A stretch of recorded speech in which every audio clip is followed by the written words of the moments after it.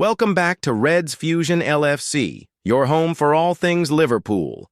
Today we've got huge updates, a long-awaited double deal on the verge of completion, Arne Slot naming a new vice-captain, Harvey Elliott's transfer twist, and big questions. Around a 95-meter decision with the deadline just days away. Stick around, Reds. This one's packed with news you can't miss. Don't forget to like, comment, and subscribe to stay updated with every twist and turn in the transfer window. Liverpool transfer news as Reds close in on long-awaited double deal. Liverpool has had a transfer window to remember, and it could get even better before it closes on Monday, with Isak Guehi and Alexander Isak potentially set to arrive. The pieces appear to be falling into place to facilitate moves to Liverpool for both Alexander Isak and Isak Guehi. The Reds already have spent a lot of money this summer, signing Florian Wirtz, Hugo Ekitike, Milos Kerkez, Jeremy Frimpong, and Giovanni Leone, while Georgi Mamardashvili also goes down as a 2025 transfer on the books, despite his move to Anfield being agreed a year ago. That spend has been offset by significant player sales, leaving the Reds with a sizable budget for further additions before the window closes on Monday. The Isak saga has dominated the window, and the Swede's heart remains set on a move to Anfield. Having made himself unavailable for selection by Newcastle since before the club's pre-season tour of China, which began over a month ago, Liverpool saw an initial bid of just under $150 million for Isak rejected earlier in August, and the emphatic nature of Newcastle's rejection discouraged the Reds from returning with a second bid unless they received encouragement that a deal could be done. That encouragement came in the form of Newcastle agreeing to sign Nick Woltemade from Stuttgart this week, and an official announcement confirming the German's arrival in the Northeast is expected imminently. Woltemade is viewed by Newcastle as a direct replacement for Isak, which surely means the Swede will end up moving to Liverpool before the closure of the transfer window. Meanwhile, a deal to sign Guehi could be moving closer after the BBC reported that Crystal Palace is working to sign two new centre-backs ahead of Monday's deadline.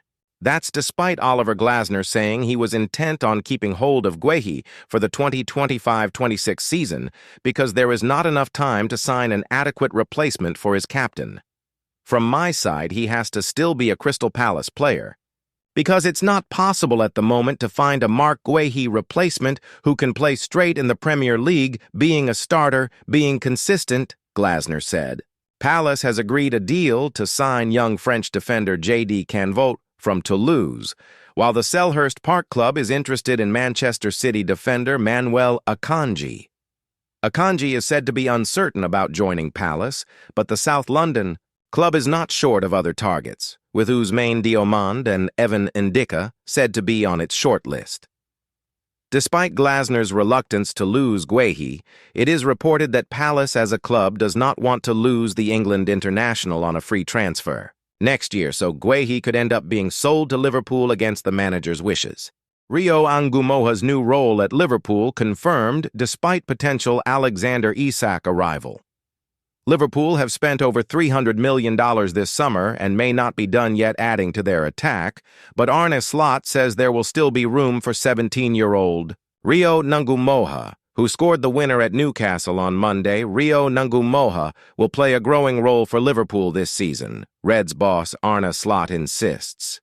The Premier League champions have splashed out over $300 million this summer, bringing in top attacking talents like Florian Wirtz and Hugo Ekitike, with the hope being that Alexander Isak may still arrive before Monday's transfer deadline. With Mohamed Salah and Cody Gakpo still key figures in the squad, and Federico Chiesa staying put, teenage starlet Ngumoha faces stiff competition to get minutes. But as Slot fielded questions about the potential arrival of Isak on Friday, he made clear his plans for the 17-year-old who scored the winner at Newcastle on Monday night. The whole press conference started with questions about spending of us and other clubs, and in the end, a 16-year-old coming from the academy scores the winner. So that is the beauty of football, said Slot. We have spent a lot, sold a lot as well, still have room for him. Now there is room for him, and he can show his qualities, still room for him to show that as well in the upcoming game. He will be on the bench as well. Rio Ngumoha, who made his Premier League debut on Monday and celebrated his 17th birthday on Friday, is ready to start top-flight games remains to be seen. It was a great goal for a 16-year-old, Slot told Sky Sports after Monday's game. Rio can finish so well for his age. I did hear someone say afterwards in the dressing room that he would have taken a first touch, but he is so confident. For his age, he is a really good finisher. Meanwhile, quizzed about his attacking options on Friday ahead of the home clash against Arsenal, Slot responded, "I think I said after Monday evening that again I could make a substitution that impacted the game. That's what Federico did against Bournemouth and Rio did against Newcastle. As always, we try to sign players who can help us, but there is no reason after the first 2 games to complain or to think we need more. But if we can strengthen the squad, we will always try to do that if it's for the right money or the right player. And there are only 3 or 4 days to go now, so let's see if we do something." Liverpool make Harvey Elliott transfer decision after 51 minutes. Tottenham Hotspur move. Liverpool will look to resist any late attempts to lure Harvey Elliott away from Anfield before the September 1st transfer deadline. Liverpool will look to resist a late attempt to take Harvey Elliott before Monday's transfer deadline. Arne Slot is determined to retain the England under-21 hero for the season ahead. West Ham United were understood to have shown an interest earlier this summer, and the Premier League champions have been in talks with RB Leipzig over a potential deal that is connected to Xavi Simon's future. Dutch winger Simons is now on the cusp of a 51-millimeter move from Leipzig to Tottenham Hotspur.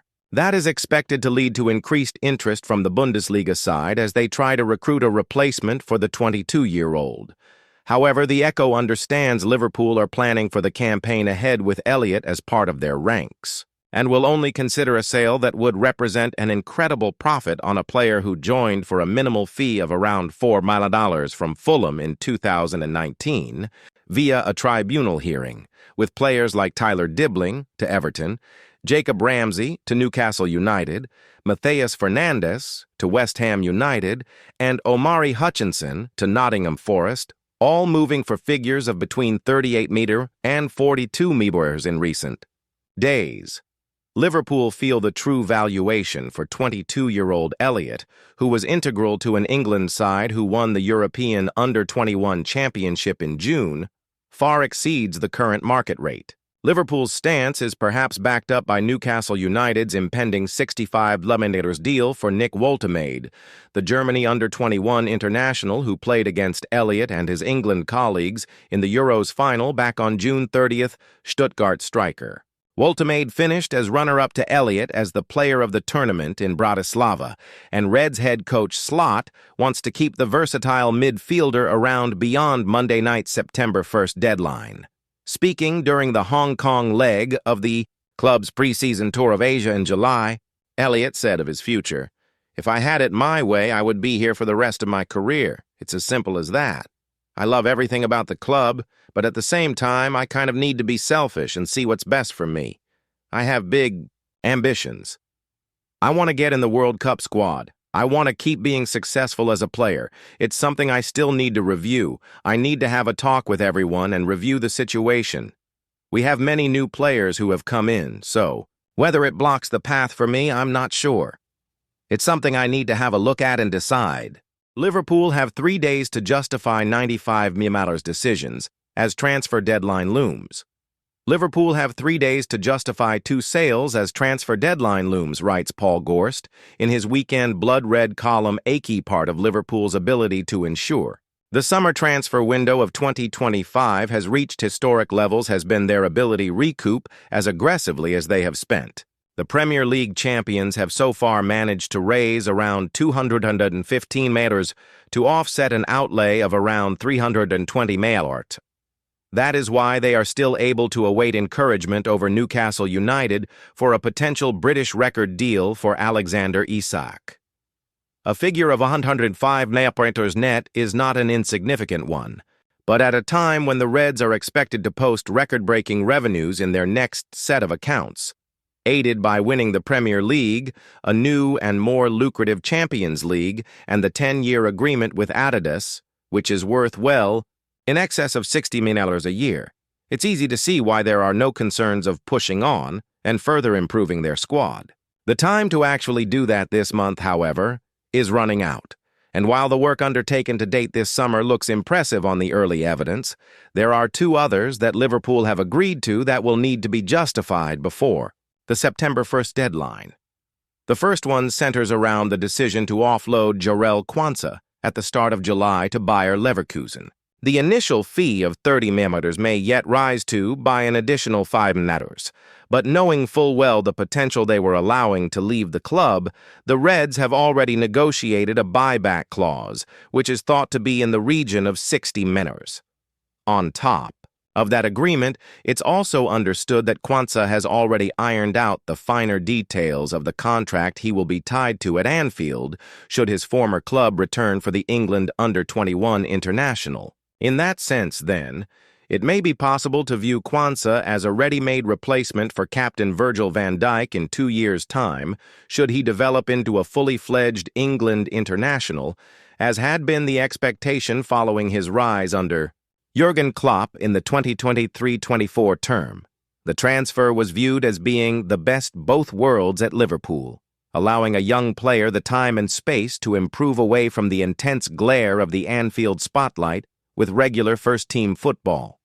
At a club with lofty ambitions, all while retaining a degree of control on his future, should he improve to the levels that had been anticipated. The arrival of Giovanni Leone technically makes up for the Quansah-shaped hole in the squad, but the young Italian has only featured in 17 senior games for Parma. The Warrington-born Quansah played 58 times for the Reds, without ever being first choice for a prolonged period, and is now a club record transfer for the team that won the Bundesliga title barely 12 months ago. Arne Slot confirms new Liverpool vice-captain and makes training ground revelation. Arne Slot confirms Liverpool's new vice-captain and also calls for an end to too much romanticism of last season's title-winning term. Arne Slot has confirmed that Andy Robertson has succeeded Trent Alexander-Arnold as Liverpool's vice-captain to club skipper Virgil van Dijk. Alexander-Arnold was promoted alongside Van Dijk in 2023 by Jurgen Klopp following the departures of James Milner and Jordan Henderson, who wore the armband for 8 years. But the Red squad has needed a new deputy since Alexander-Arnold moved to Real Madrid at the start of June. Speculation was rife that Mohamed Salah was set to be tasked with vice-captain duties after Alexander-Arnold's exit. But Slot has now confirmed it is Scotland skipper Robertson, now in his 9th season at Anfield, who has earned the promotion in the club's leadership group. It's Andy Robertson, Slot confirmed. He's played here so many years, won the league twice. It was Virgil, Trent, Robbo, Mo last season in the pecking order, and Trent left, so there are logical reasons for that. Apart from that, why is he the second captain? Because he's a very good player. He plays many games, he knows what it takes, but also he knows the culture of the club and the dressing room. Apart from all the quality he's shown on the pitch, he also plays a big role in the culture we have here at this club, which, I've said this many times last season, is the biggest gift I could get from Jurgen. And that's also something we definitely have to keep for my successor to have, if I'm ever leaving this club. The Premier League champions welcome last season's runners-up Arsenal to Anfield on Sunday on the back of 2 dramatic, late victories to kickstart the defense of their championship. After the 4-2 home win over Bournemouth 2 weeks ago, courtesy of late goals from Federico Chiesa and Salah, the Reds beat hosts Newcastle 3-2 at St. James's Park on Monday night, thanks to Rio Ngumoha's 100th-minute winner. However, Slot has called for an end to the romanticism around last season's title-winning exertions when judging it alongside the 25-26 campaign. The Liverpool boss adds, "The change we need to make is, and I tell it sometimes to the players as well, that not every game last season was Tottenham away, 6-3, or West Ham away, 5-0. Always, if you win something, everybody's only looking back at some great attacks or some great wins, but the amount of times we struggled last season in a game of football was a lot. Wolves, we didn't even have a shot on target in the second. Half of a home game. Away. We won it lucky, though the penalty was correctly given. I can go on and on and on. Crystal Palace away 1-0 when they had a big chance at the end. To romanticize last season as much as we do, and sometimes we make this mistake inside the building as well, I mean the players, is incorrect. Last season was, every single time, a struggle. Most wins were only by 1 goal, and we had to fight really hard for it. We said it last season 100 times. We didn't win the league as Manchester City did it for so many years with every single game being 4-0 up at halftime. We had to fight really hard for it. Then you start with Bournemouth at home, which is the most intense team of the league last season, and playing only once a week, then Newcastle away, which was actually impossible to win there, but we did, which is the biggest compliment I can give the players. It was unbelievable. We need to improve, but we even had to improve compared to last season, and we need to improve because the competition has improved. We have conceded 2 set-piece goals, but we scored 2, which some teams also do. You can always talk like this, but Athletic Bilbao friendly was also a very good game of us. We hardly gave away anything, but because we conceded 2, everybody's like, yeah, you concede 2 goals every time. But from the 4 games we've played, 2 of them were 4 set-piece goals.